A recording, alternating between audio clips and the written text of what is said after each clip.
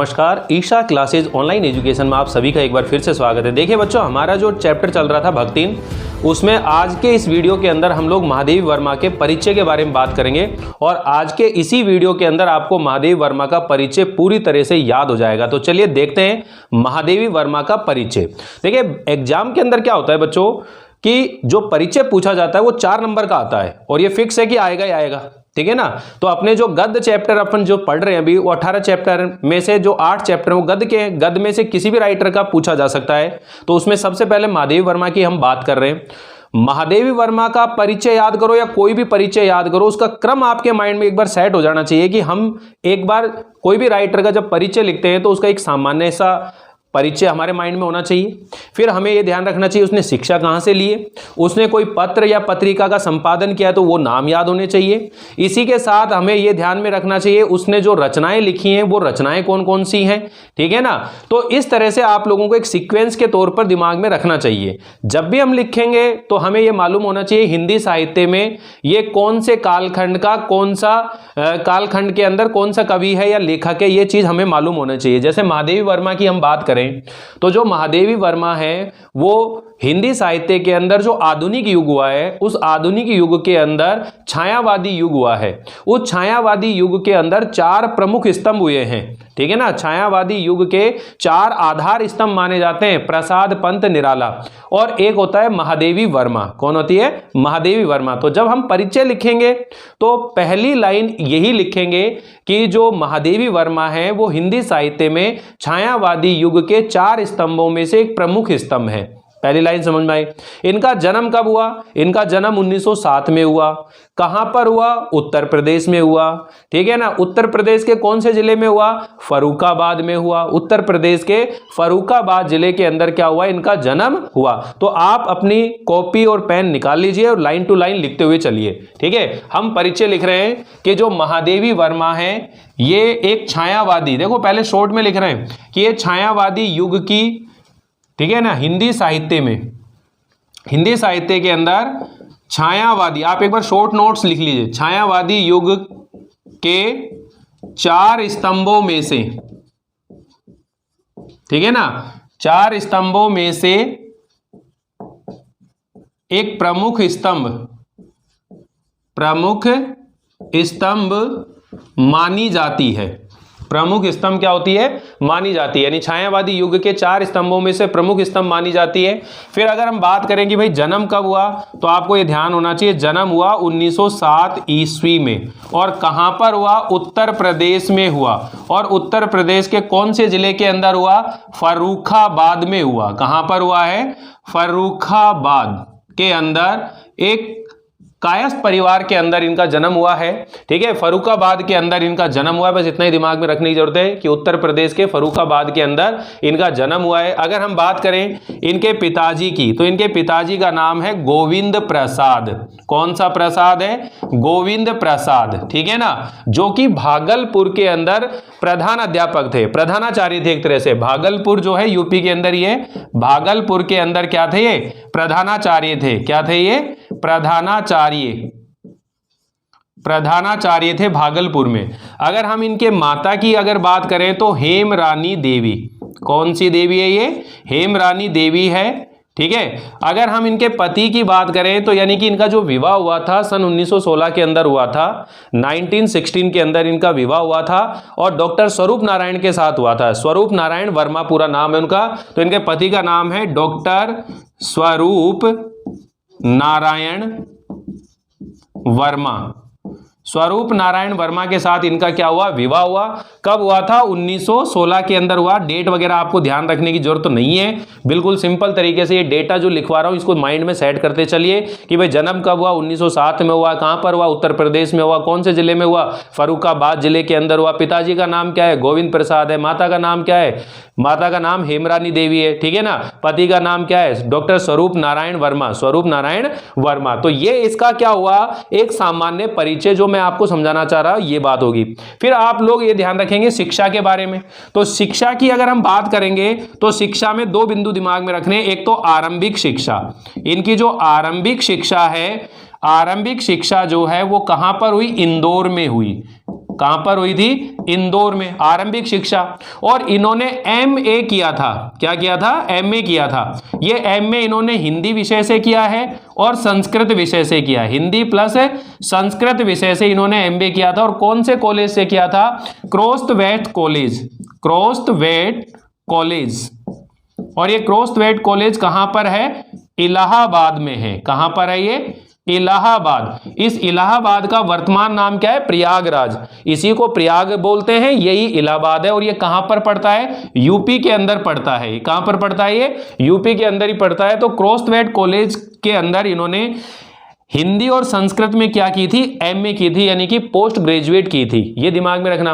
और इस क्रोस्टवेट कॉलेज के अंदर ही इनकी जो मुलाकात है, यानी महादेवी वर्मा की जो मुलाकात है, वो किसके साथ हुई थी? सुभद्रा कुमारी चौहान के साथ में। किसके साथ हुई थी? सुभद्रा कुमारी चौहान के साथ में। सुभद्रा कुमारी चौहान के साथ में क्या हुई थी? मुलाकात हुई थी। और यहीं पर ये दोनों पक्की सहेली बन जाती हैं। यहीं पर क्या हो जाती हैं? ये दोनों सहेली भी बन जाती हैं, यानी कि बचपन की सहेली। अगर आपसे पूछे भाई महादेवी वर्मा की बचपन की सहेली का नाम क्या है, तो सुभद्रा कुमारी चौहान, ठीक है ना।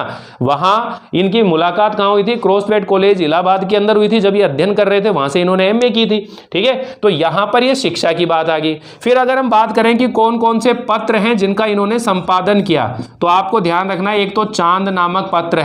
ये चांद नामक जो पत्र है बच्चों, इसका 1932 में 1932 के अंदर इन्होंने इसका कार्यभार संभाला था। और ये महिलाओं के लिए एक प्रमुख पत्र था। जो चांद नामक पत्र है, ये महिलाओं के लिए एक प्रमुख पत्र था। और इसका संपादन कार्य 1932 के आसपास इन्होंने किया। आपको डेट वगैरह बिल्कुल ध्यान नहीं रखनी है, क्योंकि डेटा अपन को इतना ज्यादा याद नहीं रखना है। सिंपल तरीके से दिमाग में रखो, क्योंकि हमें 4 नंबर के लिए वो जो लिखना है 2 पैराग्राफों में लिखेंगे, बड़े शानदार तरीके से, आप लोगों को मजे आएंगे, ठीक है। जो डेटा बता रहा हूं उसको दिमाग में रखिए। एक पत्रिका का नाम रखेंगे साहित्यकार। क्या रखेंगे? साहित्यकार। दूसरी पत्र का नाम है साहित्यकार। अब देखो, ये जो साहित्यकार पत्र है, ये क्या है कि जो महादेवी वर्मा है, इन्होंने जो साहित्यकार है उनके सहयोग करने के लिए, यानी जो भी कवि थे, जो लेखक थे इनके समकालीन, उनका सहयोग करने के लिए इन्होंने एक साहित्यकार संसद की स्थापना करी थी 1955 के अंदर, यानी कि 1955 के अंदर। कब की थी?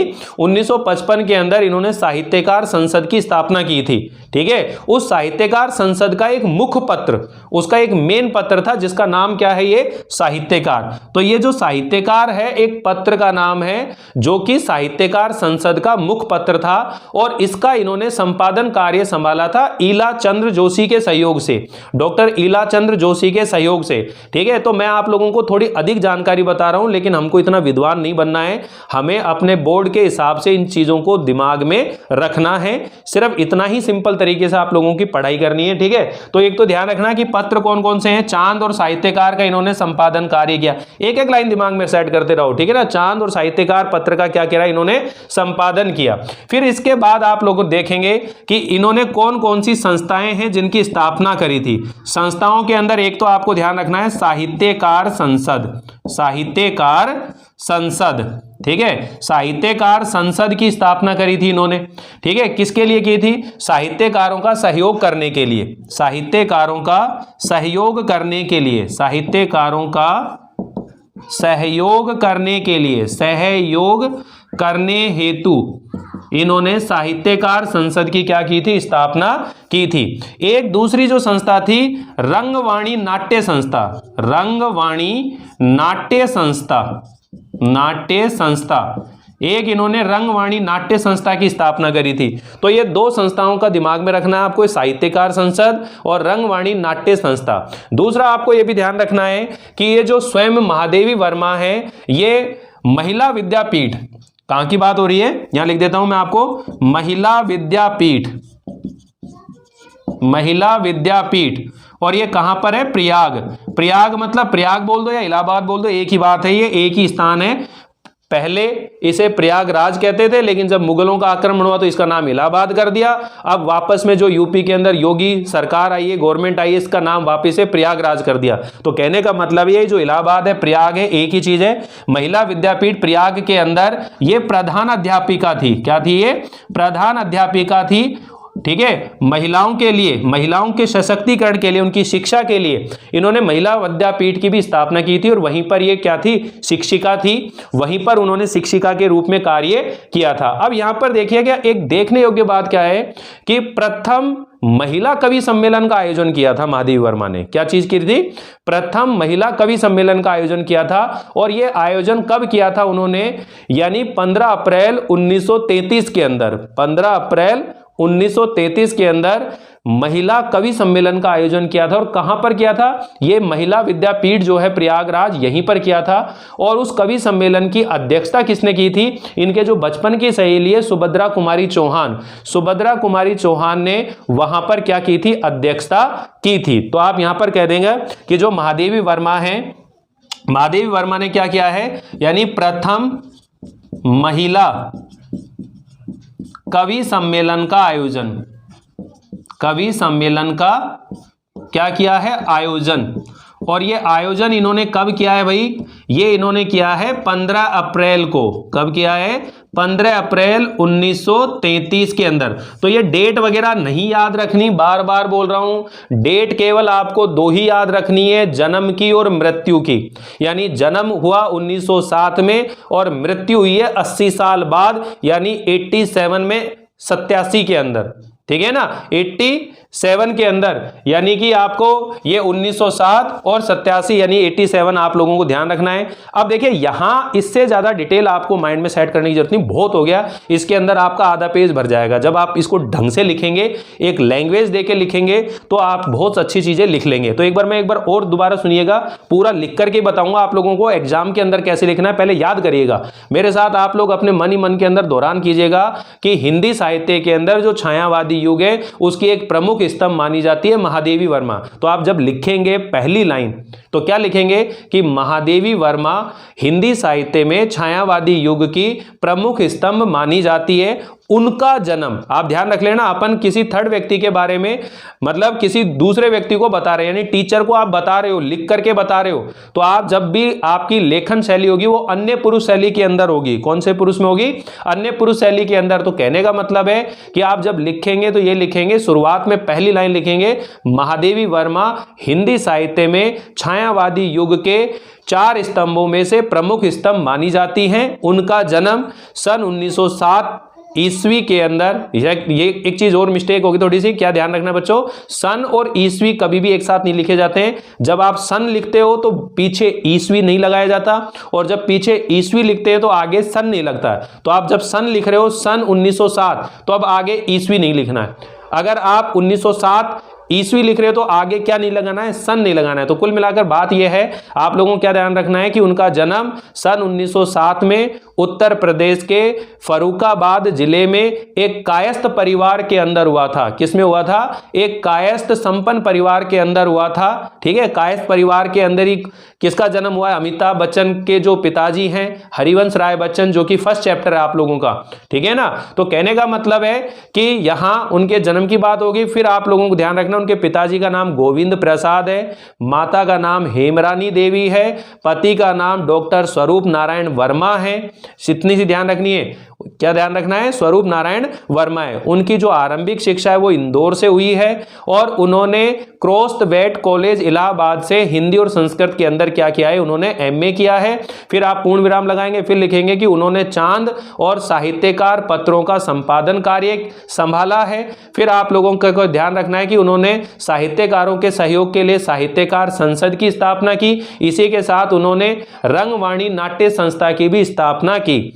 वे महिला विद्यापीठ प्रयाग के अंदर प्रधान अध्यापिका थी और प्रथम महिला कवि सम्मेलन का आयोजन किया, जिसकी अध्यक्षता सुभद्रा कुमारी चौहान ने की थी। इस तरह से आप लोगों को ढंग से लिखते चलना है। एक और चीज ध्यान रखनी है, इन्हें अन्य नाम, यानी कि इनके जो अन्य नाम है, उपनाम है, वो कौन कौन से नाम है वो भी आपको दिमाग में रखना है। एक तो बोला जाता है इनको वेदना की कवयित्री। क्या बोला जाता है, वेदना की कवयित्री बोला जाता है। एक आपको ध्यान रखना है कि छायावाद की दुर्गा, छायावाद की दुर्गा यानी कि शक्ति, छायावाद की दुर्गा, या ठीक है। इसके साथ आपको रखना है हिंदी के विशाल मंदिर की सरस्वती, हिंदी के विशाल मंदिर की सरस्वती, हिंदी के विशाल मंदिर की सरस्वती, ठीक है ना, हिंदी के विशाल मंदिर की सरस्वती। वेदना की कवयित्री, छायावाद की दुर्गा, हिंदी के विशाल मंदिर की सरस्वती। और हिंदी साहित्य के अंदर रहस्यवाद की प्रवर्तिका भी मानी जाती है, ठीक है ना, रहस्यवाद की प्रवृत्तिका।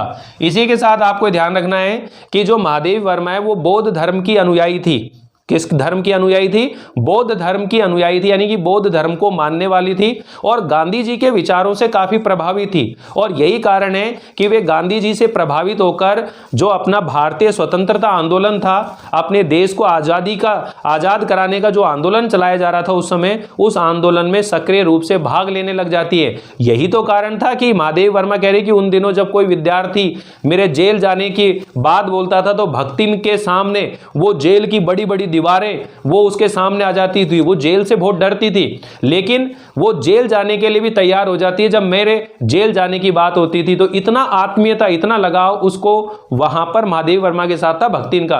तो कुल मिलाकर आप लोगों को देखो, ये जो डिटेल आई है ये सफिशिएंट डिटेल है। अब यहां पर एक जो बात रह रही है वो रह रही है रचनाओं की।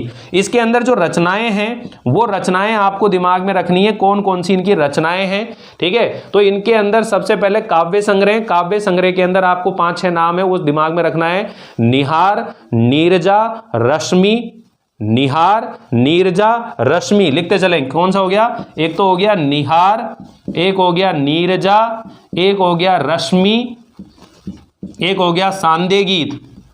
कौन सा गीत? सांदे गीत। और इन सारे गीतों की जो प्रमुख कविताएं हैं उनको लेकर के एक नया संग्रह बनाया जिसका नाम है यामा। कौन सा है? यामा। इसके अलावा कौन सा है? दीप शिखा। कौन सा है? दीप शिखा। ये कुछ काव्य संग्रह जो दिमाग में आपको रखने, ये सारे के सारे क्या हैं? काव्य संग्रह हैं। क्या हैं ये? काव्य संग्रह हैं, ठीक है। इसके अलावा आप लोगों को क्या ध्यान रखना है कि इनके जो निबंध संग्रह है, इनके जो निबंध संग्रह हैं वो भी आपको दिमाग में रखने हैं। तो निबंधों के अंदर आप लोग देखो, एक तो है आपदा। क्या है? आपदा। एक है श्रृंखला की कड़ियां, श्रृंखला की कड़ियां। और एक है भारतीय संस्कृति के स्वर, भारतीय संस्कृति के स्वर, भारतीय संस्कृति के स्वर। तो इतना सा दिमाग में रख लो, बहुत है। निबंध संग्रह, निबंध संग्रह है ये क्या चीज है? निबंध संग्रह है। फिर आपको ध्यान रखना है कि इनके क्या है? रेखा चित्र और संस्मरण है, वो 4 हैं। यहां पर नोट कर देता हूं इनके कौन कौन से। एक तो अतीत के चलचित्र, अतीत के चलचित्र, ठीक है। एक आपका है ही याद है, स्मृति की रेखाएं, स्मृति की रेखाएं। इसके साथ आपको ध्यान रखना है मेरा परिवार, मेरा परिवार। और रखना है पथ के साथी, पथ के साथी। ये इनके क्या है? संस्मरण और रेखा चित्र हैं। ये क्या है? इनके संस्मरण हैं और रेखा चित्र हैं। इनमें 2 रेखा चित्र हैं, 2 संस्मरण हैं। तो ये संस्मरण और रेखा चित्र हो गए। ये चीजें अगर आप ध्यान रख लोगे तो बस हो गया काम आप लोगों का। तो ये एक परिचय है इसका, जो 12th क्लास के बोर्ड के विद्यार्थियों को ध्यान में रख करके मैं आपको समझा रहा हूँ। और भी बहुत सारी चीज़ें हैं, डिटेल हैं इसकी, लेकिन उसको आप लोगों को समझने की आवश्यकता नहीं है। सिर्फ इतना सा दिमाग में रखना है कि 4 नंबर का परिचय आने वाला है। 4 नंबर के परिचय को हमको 2 पैराग्राफों में नोट करना है। पहले में इसकी ये ऊपर की सामान्य जानकारी लिखी जाती है, सेकंड वाले पैराग्राफ में ये साहित्यिक जो रचनाएं हैं इनकी डिटेल दी जाती है, ठीक है। इस तरह से आप लोगों को नोट करना है। बाकी जो ये परिचय है इसे कैसे लिखना चाहिए, ये इसकी PDF मैं आप लोगों को दे दूंगा, कोई दिक्कत नहीं है, डरने की जरूरत नहीं है बिल्कुल भी। लेकिन मेरे साथ साथ आप लोग इसको बिल्कुल याद करते हुए चलो कि जन्म कब हुआ? 1907 में। मृत्यु कब हुई? 1987 के अंदर, 87 के अंदर। यहीं पे लिख देता हूं निधन, इनका जो निधन है वो कब हुआ? 1987 के अंदर। 1987 ईस्वी के अंदर क्या हो गया, इनका निधन हुआ। जन्म हुआ 1907 के अंदर उत्तर प्रदेश के फर्रुखाबाद जिले के अंदर हुआ। माँ का नाम क्या है, इमरानी देवी। पिताजी का नाम क्या है, फटाफट बोलते जाओ मन ही मन के अंदर। पिताजी का नाम गोविंद प्रसाद है, पति का नाम डॉक्टर स्वरूप नारायण है। छायावादी युग के 4 स्तंभों में से प्रमुख स्तंभ है। अन्य नाम क्या क्या है इनके, किस किस नाम से इनको जाना जाता है, ठीक है ना। तो इनको हम बोलते हैं वेदना की कवयित्री, हिंदी के विशाल मंदिर की सरस्वती। छायावादी युग की क्या बोली जाती है, दुर्गा। छायावाद की क्या कहलाती है, दुर्गा कहलाती है। करुणा की देवी, आधुनिक युग की मीरा। एक अन्य नाम इनका और है आधुनिक युग की मीरा। आधुनिक युग की मीरा के नाम से भी इनको जाना जाता है, आधुनिक युग की मीरा। ये सारे इनके उपनाम हैं जो आप लोगों को दिमाग में रखना है। रहस्यवाद की प्रवृत्ति का भी किसको बोला जाता है, ये महादेवी वर्मा को ही बोला जाता है। बौद्ध धर्म की अनुयायी थी, गांधी जी के विचारों से अत्यधिक प्रभावित थी। यही कारण है कि स्वतंत्रता आंदोलन में इन्होंने सक्रिय रूप से भूमिका अपनी निभाई थी, भाग लेने लगी थी, जिसकी वजह से कई बार इनको जेल भी जाना पड़ा, ठीक है। फिर आप लोगों को ध्यान रखना है कि चांद और साहित्यकार पत्र का क्या करा था, संपादन कार्य संभाला था। इसके साथ उन्होंने साहित्यकारों की सहायता करने के लिए, सहयोग करने के लिए साहित्यकार संसद की स्थापना की थी। सन 1955 के अंदर की थी। कब की थी, 1955 में। लेकिन आप लोगों को सन ध्यान नहीं रखने, बार बार बता रहा हूं मैं आप लोगों को। फिर आप लोगों को ध्यान रखना है कि इन्होंने रंगवाणी नाट्य संस्था की स्थापना करी थी। महिला विद्यापीठ प्रयाग की स्थापना करी, जहां ये प्रधानाध्यापिका थी। और उसी के अंदर उन्होंने 1933 के अंदर 15 अप्रैल 1933 के अंदर प्रथम महिला कवि सम्मेलन का आयोजन किया था, जिसकी अध्यक्षता सुभद्रा कुमारी चौहान ने की थी। और क्रोस्टवेट कॉलेज इलाहाबाद से इन्होंने एमए की थी, हिंदी और संस्कृत में। आरंभिक शिक्षा इन्होंने इंदौर में करी थी। तो ये जो जितनी भी बातें माइंड में आपके चल रही हैं, मैं जो समझाना चाह रहा हूं बच्चों, तो उसके अकॉर्डिंग आप लोगों को पंक्तियां सेट करनी है। जैसे मैं कहूं सामान्य परिचय बताओ, सामान्य परिचय के अंदर सिर्फ ये बताना है जन्म कब हुआ, पिताजी का नाम क्या है, माता का नाम क्या है, पति का नाम क्या है, ठीक है ना। फिर इसके उपनाम दिमाग में रखो कि क्या क्या उपनाम है। एक लाइन के अंदर बोल दो कि उन्हें छायावाद की दुर्गा, वेदना की कवयित्री, हिंदी के विशाल मंदिर की सरस्वती, आधुनिक युग की मीरा आदि नामों से भी जाना जाता है। उन्होंने चांद और साहित्यकार पत्र का संपादन कार्य किया था। उन्होंने साहित्यकार संसद और रंगवाणी नाट्य जैसी संस्थाओं की स्थापना करी थी। महिला विद्यापीठ प्रयाग के अंदर प्रधान अध्यापिका थी। उन्होंने प्रथम महिला कवि सम्मेलन का आयोजन किया, जिसकी अध्यक्षता सुभद्रा कुमारी चौहान ने की। इतनी चीज ध्यान रखें। उनका निधन 1987 में हुआ, ठीक है। फिर सेकंड पैराग्राफ में आप लिखेंगे कि जो महादेवी वर्मा है, उन्होंने गद और पद दोनों में समान रूप से साहित्य सृजन किया है। गद और पद दोनों में समान रूप से साहित्य सृजन किया है, ठीक है ना। उनकी प्रमुख रचनाएं इस प्रकार हैं, फिर लिख देना कि यहां पर निहार, नीरजा, रश्मि, सांदे गीत, यामा, दीप शिखा इत्यादि इनके काव्य संग्रह हैं। आपदा, श्रृंखला की कड़िया, भारतीय संस्कृति के स्वर निबंध संग्रह हैं। अतीत के चलचित्र, स्मृति की रेखाएं, मेरा परिवार और पथ के साथी, ये इनके संस्मरण और रेखा चित्र हैं। धन्यवाद। समझ में आई नहीं आई, इसको आप 2-4 बार वीडियो को देखिएगा, बार बारी में सुनिएगा, आप लोगों को परिचय याद हो जाएगा। बार बार लिख लिख करके प्रैक्टिस कीजिएगा, ठीक है। नोट्स इसलिए नहीं दे रहा हूं मैं आप लोगों को, एक बार आप सेल्फ स्टडी करते रहो। नोट्स तो मैं आप लोगों को दे दूंगा, कोई प्रॉब्लम नहीं है। कुछ बच्चे बड़े ही आतुर हो जाते हैं, पेशेंस नहीं है कई बच्चों के अंदर, बार बार मैसेज करते हैं, बार बार कॉल करते हैं। प्लीज आप लोग जब बिल्कुल ही कोई रिक्वायरमेंट हो तो ही आप मैसेज करें, तो ही आप कॉल करें, अन्यथा अनावश्यक रूप से परेशान ना करें। मैं आप लोगों के लिए जितना बेस्ट हो सकता है आप लोगों को इस YouTube चैनल के माध्यम से मैं आप लोगों को वीडियो प्रोवाइड करवाता रहूँगा। कुछ बच्चों की डिमांड आ रही है कि सर हिंदी लिटरेचर भी शुरू कीजिए। बिल्कुल हिंदी लिटरेचर की क्लासेज भी आप लोगों की शुरू हो जाएंगी, लेकिन मैंने आपसे पहले ही बोला है कि आप जब तक यहाँ सब्सक्राइबर नहीं बढ़वाओगे, यहाँ जब तक आप वीडियो को शेयर नहीं करोगे, तब तक मुझे भी आनंद नहीं आने वाला। क्योंकि मैं आपके लिए मेहनत कर रहा हूँ तो आप भी मेरे लिए मेहनत कीजिएगा, ठीक है ना। मैं आपसे कोई एक पैसा नहीं ले रहा हूं, बिल्कुल फ्री ऑफ कॉस्ट आपकी क्लास ले रहा हूं। लेकिन उसके बावजूद भी कई स्टूडेंट बड़े ही गलत तरीके से बिहेव कर रहे हैं, तो वो चीजें सही नहीं है। आप लोगों को बता रहा हूं मैं आप लोगों से, ठीक है। तो आप लोग प्लीज थोड़ा अपना काम कीजिएगा, पढ़ाई पे ध्यान दीजिएगा, बाकी सारा काम मेरे ऊपर छोड़ दीजिएगा। आपका कोर्स जल्दी से जल्दी, शीघ्र अतिशीघ्र पूरा करवाने की कोशिश की जाएगी, ठीक है ना। 2-2 पार्ट के अंदर आप लोगों का हो सकता है कि मैं शुरू कर दूं कि आपके पद भाग भी शुरू कर दूं और गद भी तो चल ही रहा अपना, पद भी शुरू कर दूं। तो आप पैरेलल दोनों चीज़ों को पढ़ते चलिएगा, ठीक है ना। थोड़ा पेशेंस रखिएगा। मिलते हैं अगले वीडियो के अंदर। अब नया चैप्टर शुरू करेंगे हम लोग अगले वीडियो से, जिसका नाम है बाजार दर्शन, जिसके लेखक हैं जैनेंद्र कुमार। और बाजार दर्शन के अंदर क्या क्या बाजार का दर्शन होने वाला है, मजे ही आने वाले हैं आप लोगों को, ठीक है। तो बने रहिए, जुड़े रहिए। मिलते हैं अगले वीडियो में, तब तक के लिए बाय बाय।